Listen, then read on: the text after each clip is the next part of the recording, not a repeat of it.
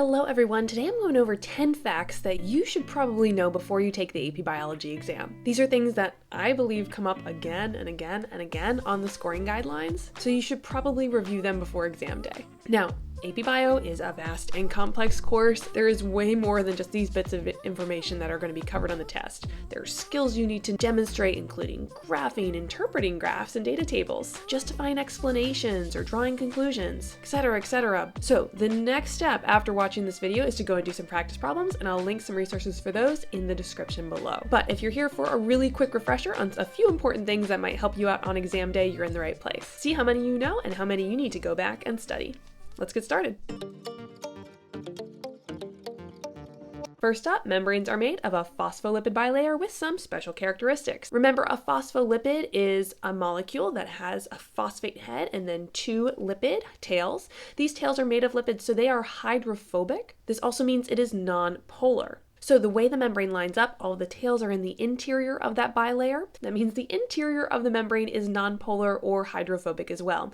The exterior part, so the extracellular facing side and the side facing inside the cell, is made up of those phosphate heads, and so that part is hydrophilic or polar. Remember, interior, not charged, exterior, polar. A bonus fact about membranes before we move on is that surface area to volume ratios come up a lot in AP Biology, and some membranes have lots of different inner folds in them, which basically increases surface area opportunities without affecting other cellular dimensions very much. This allows for a higher rate of exchange of materials with the environment, and in general, increased activity for the cell.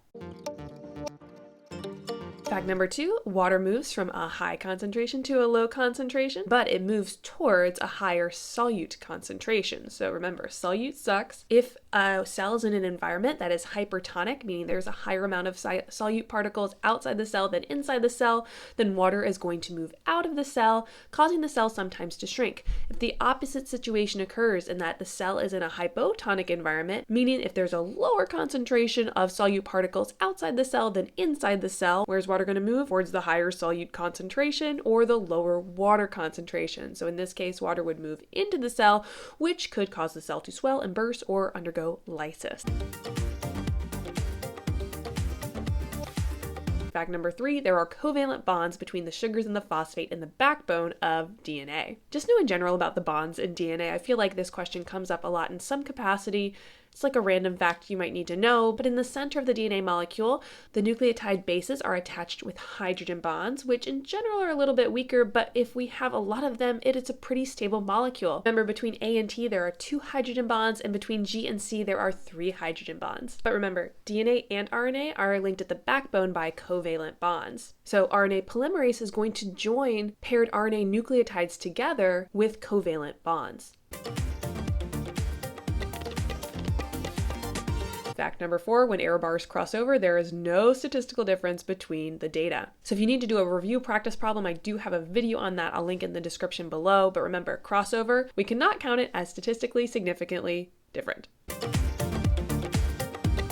All right, fact number 5, crossing over or crossover in meiosis increases genetic diversity. There are some other factors that lead to an increase of genetic diversity or genetic variation in organisms that undergo sexual reproduction. As we said, there's crossing over during meiosis. That happens during prophase 1 of meiosis. There's also the independent assortment of chromosomes and random fertilization. Now, mutation can lead to genetic variation as well, but often when we're talking about meiosis and sexual reproduction, the source of genetic diversity is going to be one of those 3. Crossing over is a biggie. Okay, fact number 5, enzymes can behave differently at different temperatures. The higher the temperature gets, often the more collisions or interactions we have between molecules because they're moving faster. But at a certain temperature past its optimum range, enzymes are going to unfold or denature, and then their active site lose its shape and it can no longer bind with its specific substrate. So we'll see its activity go down. Remember, the active site is where the enzyme interacts with the substrate, and the substrate is the thing that is changed.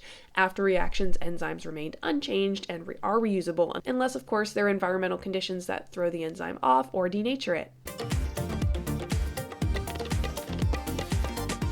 Fact number 7, biodiversity and genetic diversity are important for environments and populations. Biodiversity and phenotypic variation are good for environments and populations. If we have a lot of phenotypic variation within a population, if there's a large environmental change and something happens, some members will probably survive in that changed environment while others may not, but the likelihood that there'll be members of that population to survive will increase with increased variation. Same thing goes for an entire ecosystem. The higher the level of biodiversity, the healthier that ecosystem is. Things that can lower biodiversity are, of course, increased predation or an invasive species that comes in and outcompetes native species and populations, or if we have an elimination of primary producers, which has cascading effects all the way up the food chain or food web. If we have a decrease in primary producers, that could affect organisms at higher trophic levels or higher feeding levels.